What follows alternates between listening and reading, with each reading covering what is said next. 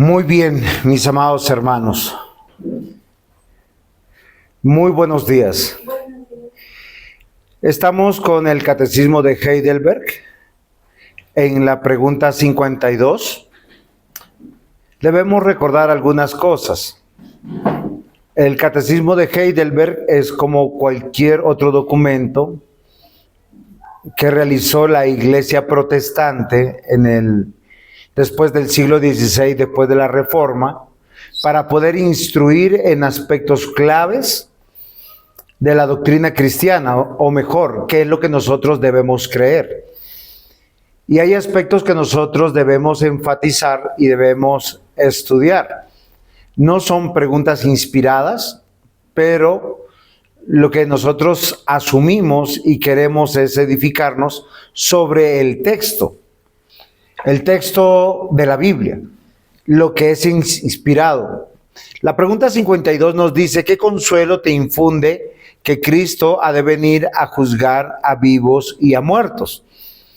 Y es una pregunta que uno entra en una contradicción, porque la palabra consuelo, ¿cómo la podemos ligar, asociar con juez?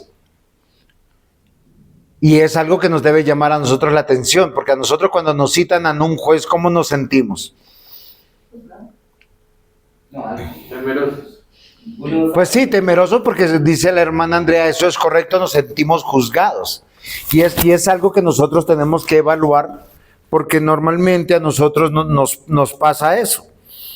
Y yo quiero que nosotros consideremos, porque hay algo que es interesante aquí que nosotros debemos evaluar.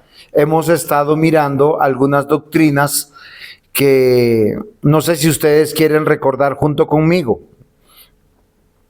¿Qué doctrinas hemos estado viendo por lo menos en las dos últimas clases, diácono Mario? Usted ha sido nuestro profesor, son la pregunta 50, 51 que tenemos nosotros hoy que meditar, ¿sí? Pero antes de eso, si quieren, lo que nosotros podemos es ver la respuesta que da el catecismo. Lo interesante de la respuesta, y a mí me llamó la atención, dice que en todos mis dolores y persecuciones espero con la cabeza levantada que aquel que en el pasado se ofreció a sí mismo por mi causa ante el tribunal de Dios y que ha quitado toda maldición de sobre mí, volverá del cielo como juez y arrojará a todos los enemigos suyos y míos a la condenación eterna, pero a mí me tomará consigo junto a todos sus elegidos a los gozos y las glorias celestiales. No, atrás. Esa era la respuesta, la que estoy leyendo. Esa es la respuesta de la 52. Sí, o sea, la pregunta es: ¿qué consuelo te infunde que Cristo ha de venir a juzgar a vivos y muertos? Entonces, inmediatamente lo que las personas sienten es algo fundamental. Es temor. ¿Por qué razón? Porque hay un juicio. En la respuesta, los eruditos que escribieron, transcribieron, revisaron el Catecismo de Heidelberg, nos hacen pensar en dos cosas importantes. Antes de pasar, no sé si ustedes al leer la respuesta entienden, porque hay dos grandes segmentos ahí, a los cuales podemos llegar a algunas conclusiones. Primero dice que todos los dolores y persecuciones esperó con la cabeza levantada que aquel que en el pasado se ofreció a sí mismo por mi causa ante el tribunal de Dios. ¿De quién está hablando? De nuestro Señor Jesucristo, de nuestro Señor Jesús. Dice que Él a sí mismo, por causa nuestra, fue al tribunal de Dios y ha quitado la maldición sobre mí. Y eso es muy importante. ¿En qué piensan cuando ustedes analizan esa respuesta? Ya no estoy condenado, o no seré condenado en ese día final, para muerte eterna. Ok, pero ¿por qué no seré condenado? Porque ya Cristo. Solo en la primera parte, en esa primera parte. Porque ya soy de Cristo. sea, yo ya pertenezco. Que ya se pagó el precio por la... Juan David, ¿tú qué entiendes de esa primera parte del enunciado? Porque el Señor quitó la maldición sobre mí. Todo lo que han dicho es correcto, están repitiendo lo que dice, pero yo quiero que lleguen a una conclusión. Hay una situación de nosotros, ¿sí? De los cristianos, luchando con pecados, sabiendo que eso trae condenación. Esos son, si entiendo ahí la respuesta, son esos dolores, esas persecuciones. Pero aún en medio de esas luchas por el pecado, sabiendo que eso produce o el resultado de la muerte eterna, pero tengo la certeza de que mi Señor Jesucristo ya pagó, aún estando en esta vida luchando con eso. Sí, pero ¿qué significa eso? ¿Qué me significa a mí?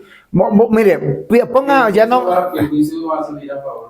Muy bien, eso es una conclusión, pero hay algo que yo estoy pensando que yo quiero... Solo piensen y ahora mírenme y ya no miren la pregunta. Quiero que analicemos algo. Cuando nosotros leemos este enunciado, yo quiero que pensemos en algo. Por alguna razón fuimos citados ante un juez civil, con justa causa. No sé si fue un asesinato. Hoy, por decir, tuve un sueño muy inquietante, muy feo. Sí, que estábamos en la iglesia arriba y una señora salió con un revólver y disparó al diácono Yanni en la cabeza y él murió. Fue un sueño que me despertó y fue terrible. Yo le conté a mi esposa. O sea, lo vi desplomarse y quedé y me desperté de una. Eso es un juicio. ¿Sí? Entonces, solo piensen que esa persona que cometió ese asesinato es citada ante un juez, pero viene alguien y dice, yo voy a ir en tu lugar, voy a tomar toda tu culpa, voy a ir hasta la muerte y tú quedas libre de eso. Es que la primera parte, cuando nosotros pensamos en la pregunta, ¿qué consuelo te infunde? Que Cristo ha de venir a juzgar a vivos y muertos. Y los que meditaron sobre el catecismo de Heidelberg y cómo lo plantearon, quieren que nosotros pensemos en algo, que Cristo primero tomó nuestro lugar como reo de muerte. ¿Sí me comprenden? O sea, cuando yo pienso en Cristo como juez, no me debe de asustar. Al contrario, me debe primero llenar de gozo. Porque él antes de venir como juez, fue como reo tomando mi lugar. No sé si es claro. Al hacer el análisis de la respuesta. ¿Por qué razón? Porque nosotros, por eso anhelamos la venida de Cristo. Él viene como rey y viene como juez a juzgarnos por todas nuestras obras, sean buenas o sean malas. Y claro, a veces nosotros no tenemos la claridad de esta doctrina, que es muy importante, porque en Cristo todos nuestros pecados han sido perdonados, ¿sí? Y es algo que yo quiero que nosotros pensemos, porque el consuelo no es estar temerosos ni turbados, ¿y ahora qué pasará? Y cuando salga ese pecado secreto que yo he tenido, que yo he practicado, o esos pensamientos que nadie ha sabido, porque hay cosas que nosotros pecamos y el único que puede juzgar es Dios. Voy a hacer un ejemplo, uno pelea con su cónyuge o con sus hijos y a veces los pensamientos no son los mejores. Uno puede pasar de pensar desde que me separo hasta decir o maldecir a la persona que está ahí, o decir estoy cansado, o tener un deseo de no volver a ver a esa persona, y eso es terrible. Pero acá lo que nos está diciendo es que tenemos que, si pensamos en Jesucristo como nuestro juez, tenemos que pensar en algo muy importante. ¿Saben qué es? No, que Él ya pagó por nosotros. Él ya pasó por el juicio ante el tribunal de Dios para darnos esa carta que necesitamos. No es un indulto, sino es un perdón justo. Segunda parte de lo que nosotros encontramos en esta parte. Esto todavía es una introducción a la clase para hablar de cosas mucho más profundas que yo creo que es necesario. Dice aquí, y arrojará a todos los enemigos suyos y míos a la condenación eterna. pero a mí me tomará consigo junto a todos sus elegidos, a los gozosos y a las glorias celestiales. ¿En qué pueden pensar cuando miran esto? Con la separación de los que son de Cristo y los que no son. Sí, claro, pero acá hay algo que puntualizan los autores del catecismo de Heidelberg, porque detrás del autor de Heidelberg siempre han habido consejeros, personas, y hoy mismo la Iglesia ha avalado que es un catecismo propio para que nosotros podamos edificarnos. Cristo es juez. Y claro, hoy en día nosotros no estamos posiblemente pensando o mirando las consecuencias de muchas cosas. Yo quiero que nosotros hoy miremos y observemos correctamente cómo es el juicio de Dios. Y el juicio de Dios no solamente hace la separación que el diácono hace, sino cuál es mi consuelo para mí hoy. Hay personas que se levantan contra la iglesia. Hay personas que se levantan contra nuestra fe. Hay personas que se levantan contra nuestra familia cristiana. Si usted no negocia su fe, se los gana como enemigos.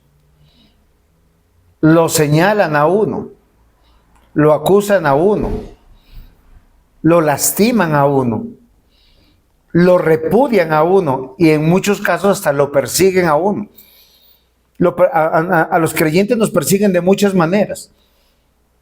Primero están en cacería de pecados nuestros. Entonces ellos están con una anotación diciendo, así sea uno, la mamá, el papá, el primo, el hijo, quien sea.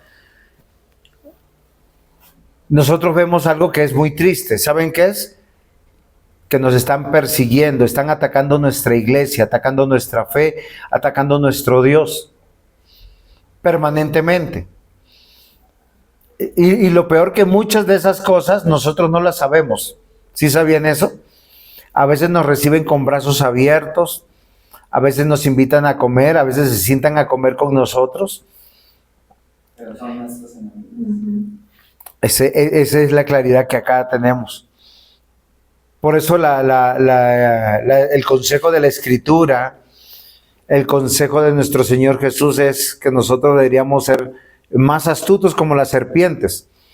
A mí esa indicación siempre, porque el animal de la serpiente para el judío era algo repulsivo.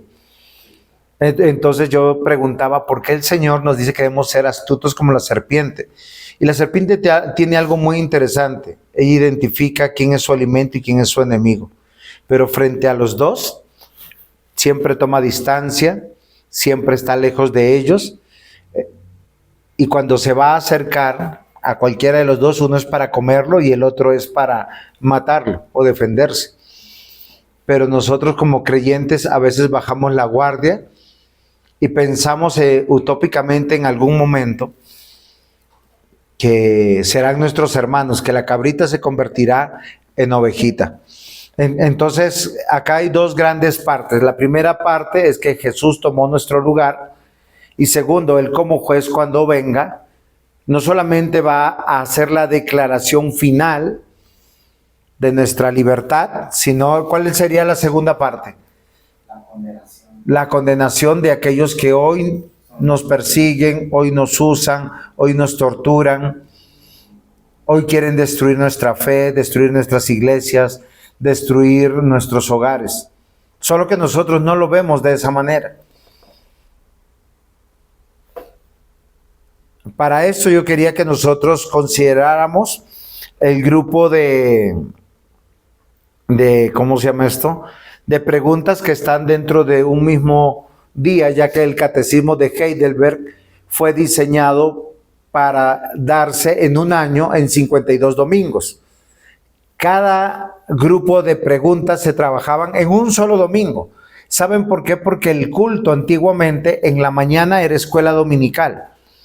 Era un promedio de 2 a 3 horas de escuela dominical, donde todos llevaban su Biblia, estudiaban, Entonces era pregunta, hoy nos toca la pregunta 50, 51 y 52 y todos eran gozosos y alegres. Luego se iban a sus casas a almorzar o comían por ahí o almorzaban y comían y luego regresaban al culto central. Nosotros tenemos una práctica totalmente diferente. De hecho, la gran mayoría de la iglesia viene al culto y no viene a escuela dominical. Entonces, acá están las preguntas que nosotros consideramos. En la pregunta 50 dice, ¿por qué añade y está sentado a la diestra de Dios? La respuesta que podemos concluir es que Jesús es rey. Siempre ha sido rey, nunca ha dejado de ser rey. La pregunta 51, ¿en qué nos beneficia esta gloria de Cristo que es nuestra cabeza? Porque Él es Dios. El decir que es nuestra cabeza, no solamente uno lo confiesa como rey, como Señor, sino Él es el soberano. Ahora, para ser soberano, forzosamente, de acuerdo a todas las escrituras, tenemos que concluir que es Dios. ¿Por qué razón? Porque como soberano, absoluto, verdadero, tiene que controlarlo absolutamente. ¿Y qué significará controlarlo absolutamente todo, diácono Mario? Todo. No, pero ¿qué significa? O sea, como estamos en la escuela dominical. El tiempo, las circunstancias. Cuando hablamos del tiempo, ¿a qué se refiere? Yo sé, pero es por causa de la... A la historia, a las acciones, a las circunstancias. Ok, ¿eso qué significa? Que Él está en control del pasado, que no se puede cambiar, del presente y del futuro, porque eso es la historia, ¿sí? Por eso nosotros hay cosas que no debemos pelear, o sea, quién fue mi papá, mi mamá, mis abuelos. Esto es muy interesante. Cuando nosotros pensamos que Él es Dios, estamos también pensando que Él lo controla todo. Ya hablamos del tiempo, de la historia. ¿Qué más pudiéramos decir? Las circunstancias. Lo que llamamos la providencia. Ok, estamos mezclando dos aspectos del carácter de Dios, que es circunstancia, providencia. ¿Y cuál sería lo otro? El gobierno. Sí, pero el gobierno teológicamente tiene un nombre. La soberanía tiene un nombre, una doctrina clara. ¿Cuál sería? En teología estamos flojos. La soberanía de Dios. Sí, pero ¿cómo se llama esa soberanía de Dios de acuerdo a la teología? La teología propia. Está dentro de la teología propia. O de doctrina de Dios. Dentro de doctrina de Dios se habla de lo que es el decreto eterno de Dios. ¿Qué quiere decir esto? Que Dios ha decretado absolutamente todas las cosas. Y nosotros, Dios ha decretado cuándo vamos a nacer, cuándo vamos a morir, si vamos a tener hijos, si no vamos a tener hijos. Dios ha decretado si vamos a casarnos o no nos vamos a casar. Ha decretado si vamos a envejecer, no vamos a envejecer. Él ha decretado cada cosa. Y todo está de tal manera decretado que nosotros vemos que funciona milimétricamente, que nada se puede alterar. De hecho, por eso ser ateo es una necedad.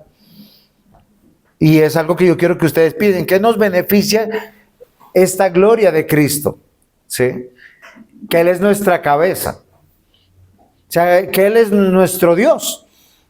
Si Dios es con nosotros, ¿quién contra nosotros? O sea, realmente yo les digo, ¿hay algo malo que nos va a suceder sin que Dios no esté en control? Y eso es lo que yo quisiera que pensaran, porque estas tres preguntas me parecieron interesantes, porque se desarrollaron, como yo les decía, es que antes el culto, por eso Europa se desarrolló, por eso Norteamérica se desarrolló, porque había un temor de Dios. Hoy las personas están en función de otras cosas, no de Dios y no de su palabra. Carecemos de mucha instrucción y carecemos de mucho deleite de estudiar la palabra.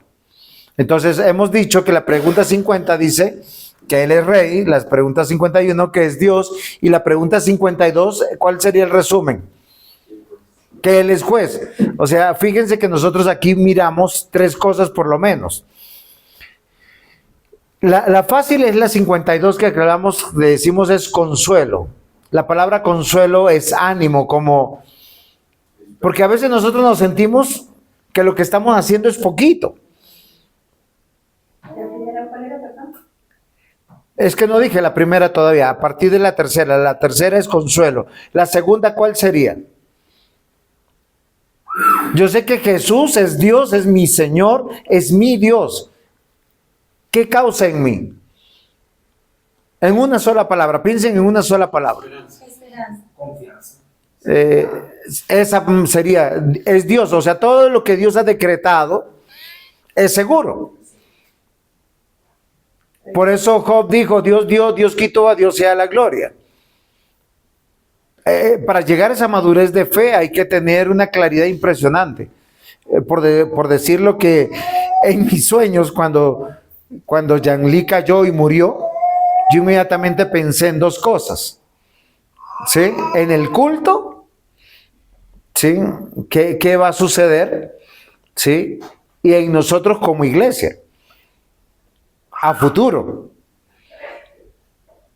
Y es una cosa impresionante porque eso solo fue un sueño. ¿Sí? Pero es impactante, por lo menos mis sueños para mí son impactantes, porque son muy vívidos. ¿Sí? Aún suena en mis oídos el disparo.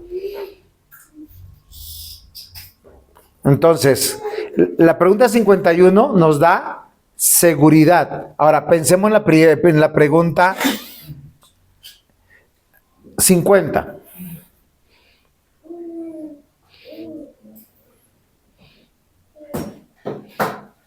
Esperanza. Muy bien. Es esperanza. Esperanza y consuelo son dos cosas diferentes. Porque la esperanza es, yo sé que mi vida está segura en las manos del que está gobernando como rey. Cuando yo hablo de seguridad es que nada está pasando fuera del control de Dios. Y la tercera, que es el consuelo, es la culminación, o sea, todo será y todo es como tiene que ser. Y a mí por lo menos esas tres preguntas me parecieron interesantes.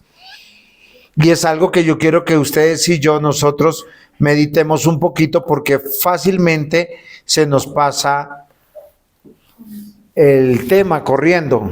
Y se me pasa la hora corriendo. Entonces, la 52, la respuesta, ¿qué consuelo te infunde que Cristo ha de venir a juzgar a vivos y muertos?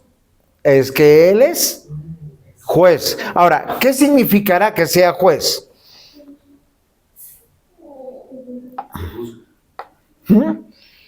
Sí, esa es la parte fácil.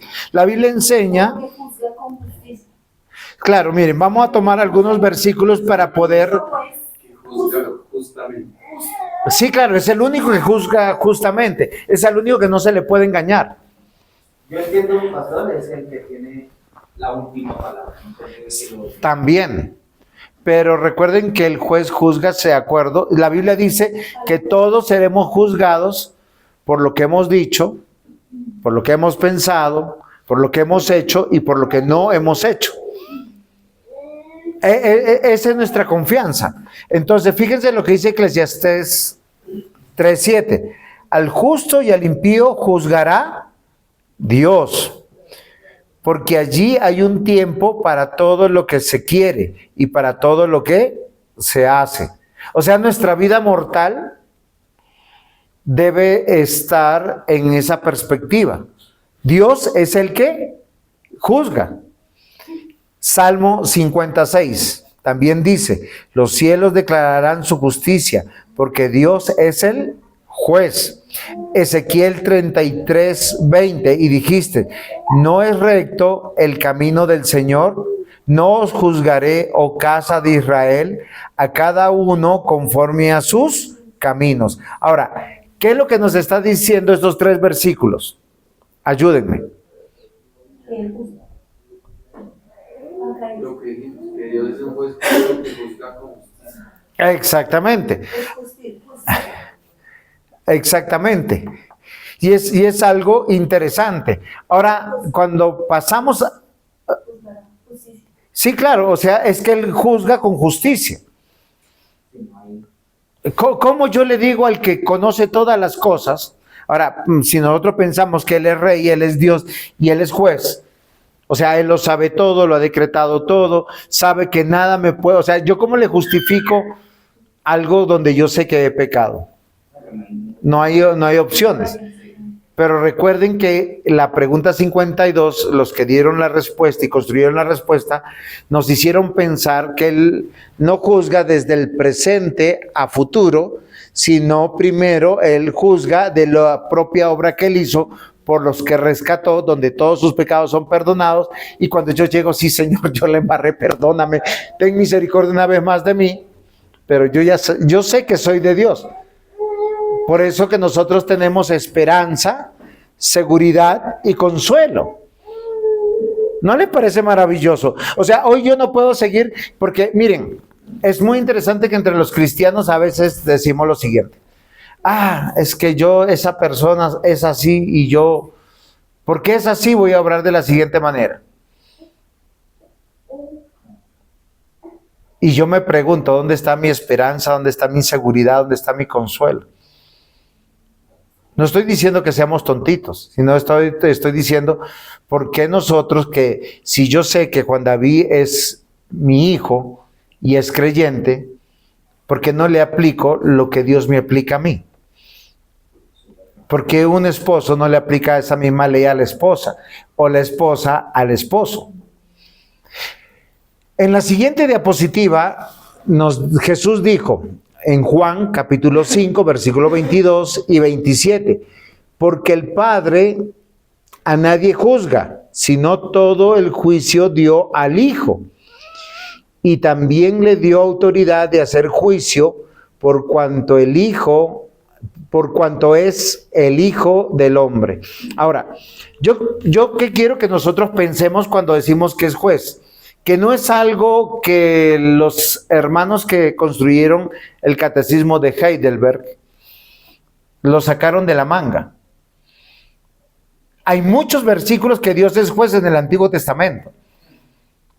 Y hay muchos versículos en el Nuevo Testamento que nos dicen claramente que el juez es Jesús. Ahora, ¿por qué Jesús es el juez? Piensen en la pregunta 50, 51 y 52. Porque el Padre sea el rey. está... Muy bien, Andreita, está atenta. Porque Él es rey. ¿Por qué más? Porque es la esperanza. No, porque Él es rey, estabas bien. Estamos hablando porque Él es Dios, muy bien, Raquelita. Y porque Él es juez. Pero es un juez Rey, que la Biblia dice rey, Dios. que Dios Padre le encargó a Dios Hijo. Y a mí eso me parece interesante, la didáctica que tiene Dios. O sea, Él no nos pudiera decir las cosas. Por eso hoy nosotros tenemos que vivir con una perspectiva en Dios. Deuteronomio 32:4 dice, Él es la roca cuya obra es perfecta, porque todos sus caminos son rectitud, Dios de verdad y sin ninguna iniquidad en Él, es justo y recto. Nuestro Dios se revela en la persona de Cristo. Y eso a mí me parece interesante. ¿Por qué razón? Porque hoy nosotros tenemos que concluir que Jesucristo, nuestro Señor, el Hijo del Hombre, Él es Rey, Él es Dios y Él es juez. Recuerden que la Biblia siempre la estudiamos para conocer en quién creemos y para conocernos a nosotros mismos, porque casi siempre nosotros pensamos que somos buenas personas y es algo que yo quiero llamar su atención. La función de Jesús como juez en nuestra siguiente diapositiva nos dice que Él lo hace en nombre del Padre. Y así siempre será. Pablo escribió en 2 Timoteo 4:1, Jesucristo que juzgará a los vivos y a los muertos, indicando su papel como juez aún no ha llegado a su fin. Ahora, ¿qué quiere decir esto? Que cuando Él venga, ha de juzgar a quienes. En una sola palabra, piensen, échenle mente. A su creación, a su creación. No, de acuerdo al versículo que acabamos de ¿Cómo es la pregunta? Jesús como rey, como Dios y como juez, ¿a quién juzgará? A todos. Sí, pero ¿quiénes son esos todos? Todos su creación. Ah, sí. Recuerden algo que es importante, cuando juzga al hombre, juzgará también la creación. Hay un texto en la Biblia, no recuerdo la cita bíblica, dice que la tierra está gimiendo con dolores de parto hasta la venida de nuestro Señor Jesús. ¿Por qué razón? En la restauración del ser humano será restaurada también la tierra. Y eso me parece interesante, porque el hombre entró en maldición y la tierra también entró en maldición. Ahora, hay algo que es importante. Satanás no será juzgado como pase al juicio para evaluar qué hizo bien y qué hizo mal. Ya fue juzgado. Él ya fue juzgado por Dios y fue enviado a la tierra. Por eso Él es nuestro enemigo, es el príncipe de la potestad del aire, el cual opera en los hijos de desobediencia. O sea, todo aquel que está bajo el poder de Satanás siempre va a manifestar enemistad contra la iglesia, contra el creyente y contra Jesucristo mismo. Por eso nosotros tenemos que considerar, Él es un enemigo vencido, derrotado, pero en el tribunal de Cristo, lo que nuestro Señor, como Rey, como Dios y como juez, va a dictaminar su sentencia o va a declarar su sentencia final e irá al infierno junto con ¿quién? Con los que no estaban inscritos en el libro. Con todos los que, exacto, va con sus demonios. Dice la Biblia, es interesante que los demonios no van por representación ante, o sea, ellos no fueron condenados por representación federal. Recuerden que Satanás era el príncipe que estaba frente al trono de Dios, era un querubín, dice, era un arcángel, y bajo él había una horda de ángeles, y todos ellos fueron seducidos por el mismo pecado de su Señor. Y ellos cayeron voluntariamente. Y todos fueron arrojados a la tierra.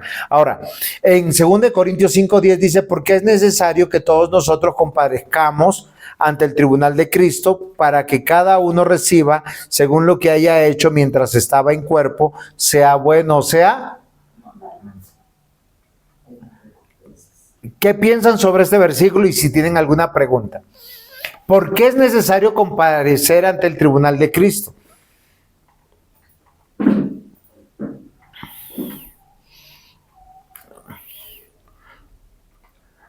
Porque ustedes cuando piensan en el tribunal de Cristo y en Jesús como juez, me temo yo que solo están pensando desde una manera punitiva. Pero ya habla de obsequios o regalos o algo en cuanto a los... Leo nuevamente, 2 Corintios 5:10. Dice, porque es necesario que todos nosotros comparezcamos ante el tribunal de Cristo para que cada uno reciba según lo que haya hecho mientras estaba en el cuerpo, sea bueno o sea malo. Pregunto, ojo a la pregunta, para que no tenga que repetirla. Ese nosotros, ¿a quién se está refiriendo? A los creyentes. Ok. Los impíos son citados ante el tribunal de Cristo para su condenación y decir, por cuanto me rechazaron a mí, a ellos, ¿por qué no se les analiza lo que hayan hecho, bueno o malo? Porque están sin Cristo. No, pero dígame por qué. ¿Por qué aquel impío que vino a la iglesia un día y dio una ofrenda fabulosa no se le cuenta como algo bueno? Porque él es pecador. O sea, Todos somos pecadores. La Biblia dice que no somos mejores unos que los otros. Porque Cristo como abogado no es representante de... Está cerca. Es sencillo, miren lo interesante. El impío no se le cuentan las obras malas porque sus mejores obras son contadas como malas porque él rechazó a Cristo y nunca quiso estar en Cristo. El problema es rechazar a Cristo. Sí, entonces, fíjense que los que nosotros vamos a comparecer ante el tribunal de Cristo como juez, y yo quiero que vean eso como un consuelo para nosotros. En este versículo es una clave importantísima. ¿Saben cuál es esa clave importante? Dice, porque es necesario que todos nosotros, la iglesia, comparezcamos ante el tribunal de Cristo. Dice, para que cada uno reciba según lo que haya hecho, según estaba en el cuerpo, sea bueno o sea malo. Ahora, recuerden que sobre todo el Nuevo Testamento está lleno de palabras de ánimo para servir al Señor. Dice, trabaja como sirviendo al Señor, sé esposo o esposa para el Señor, sé hijo para el Señor, sé miembro de la iglesia para el Señor. Si tienes dones y talentos que Dios te los ha dado, exprésalos para el Señor, no buscando reconocimiento.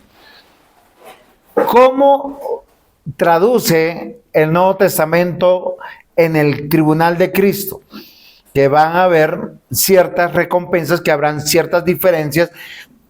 Esto ya sí es especulación mía teológica, una conclusión teológica mía, es que seguiremos viviendo cada 7 días con un día de culto para el Señor, un día de permanente adoración real, sin que vengamos con las situaciones dolorosas de esta vida. Porque hoy nosotros sí venimos con... ¿Cuáles fueron las 3 cosas con las que venimos? Preguntas 50, 51 y 52. La primera era esperanza, la segunda seguridad y consuelo. Venimos así, pero venimos a veces cansados, a veces con dolores de estar enfermos, a veces con dificultades, a veces luchando con nuestros pecados, con los pecados de otros. Pero aquí que nos dice que van a haber premios, galardones, un lugar dentro de la eternidad permanente. La Biblia habla de coronas, habla de lugares propios del servicio. Galardón. ¿Señor? Galardón. Sí, de galardones, o sea, que es un galardón, un reconocimiento. Voy a hacerle un ejemplo. Yo creo que Pedro, los discípulos, los creyentes de la época que ellos fueron empalados, o sea, yo no me imagino ver morir a mi esposa, los leones arrancándola, rompiéndola y tener el gozo y el consuelo de Dios. Los historiadores no cristianos narran cómo los cristianos morían. Dice que morían cantando y adorando a Dios, mientras que sus hijos eran devorados por fieras, por leones. Otros eran empalados. O sea, vivos los atravesaban por una espada. Los aseteaban, los incendiaban como antorchas a lo largo del camino. O sea, los crucificaban y luego les prendían fuego. Ellos murieron y son mártires. Y son muchos. Hay un texto en la Biblia que deben recordar. Somos hechura suya, creados en Cristo Jesús, para buenas obras que Dios preparó de antemano para que hiciéramos. ¿Sí? Ahora, yo les digo, cuando Dios celebra las buenas obras que ustedes hacen, que yo hago, y lo va a hacer Jesús como juez, como Dios y como Rey, Él está celebrando su propia obra. Eso es interesante. Es como cuando un hijo a uno lo honra. Porque hay muchas tentaciones en la vida. De vestirse a su manera, peinarse a su manera, hablar a su manera, creer a su manera. Pero cuando un hijo sigue los caminos que uno le ha enseñado, no estoy hablando solamente de la fe, sino en todos los caminos, ¿uno cómo se siente? Honrado. Casar a una hija sin que se prostituya en este mundo, sin haber pasado por 50 hombres, hoy como sale en la televisión, mujeres que se sienten orgullosas, no, es que yo me he acostado con 100 hombres en un día. Y hay mujeres o señoritas que dicen, ¡ay, esa es mi heroína! Yo digo, ¿hasta dónde hemos caído? Porque la pureza, la piedad, el deseo de la castidad, ¿dónde está? ¿Qué es lo que la Biblia habla y nos dice? En Apocalipsis 20:11 dice y habla que Jesús está sentado en el gran trono blanco. ¿Se acuerdan que hubo una pregunta alguna vez? ¿Quién está sentado en el trono? O sea, ¿quién se sienta? El que tiene un cuerpo. El que no tiene cuerpo no está sentado, está en el trono. Muy bien. Me ganó un poco el tiempo. Hechos 10:42 dice, nos mandó que predicásemos al pueblo y testificásemos que Él es Dios y lo ha puesto por juez de vivos y muertos. Muy bien. Vamos a dejar la clase hasta aquí. Yo creo que hemos aprendido en estas 3 preguntas 3 cosas fundamentales. La pregunta 50, 51 y 52 nos habla del carácter de Jesús. Que Él es Rey, Él es Dios y Él es juez. El primero nos da esperanza, porque sabemos que Él está gobernando. O sea, mi vida no está al infortunio de lo que va a suceder. Como Dios, Él decretó todas las cosas, Él está en control de todo. Y tercero, que seguir trabajando, viviendo la vida cristiana, porque primero, Jesús ya pagó por nosotros y vivió por nosotros, fue al tribunal de Cristo. Hemos sido declarados justos, no inocentes, sino justos. Eso es interesante. ¿Sí? Sí. Hemos sido declarados justos, no inocentes porque somos culpables, justos. O sea, alguien pagó por nosotros, la deuda ya está lista. Entonces, eso nos debe traer consuelo. Yo no debo tener, ay, ¿ahora qué va a pasar? Y yo hice esto con no sé qué. Y no, ya hemos sido declarados justos. Va a haber premios, galardones para aquellos que sirvan a pesar de la persecución, a pesar de la oposición, a pesar de las personas que nos traicionen, que nos abandonen. Hay que seguir. Y eso sucederá en el tribunal de Cristo y los no creyentes serán juzgados para siempre. Vamos a terminar. Amado Señor y buen Dios, gracias por tu palabra. Gracias porque en estos 3 domingos, estas 3 preguntas, estos 3 últimos domingos, hemos podido afianzar muchas cosas y Señor, bendice este día que es tu día. En el nombre de Jesús. Amén. Amén. Juanda. La grabación.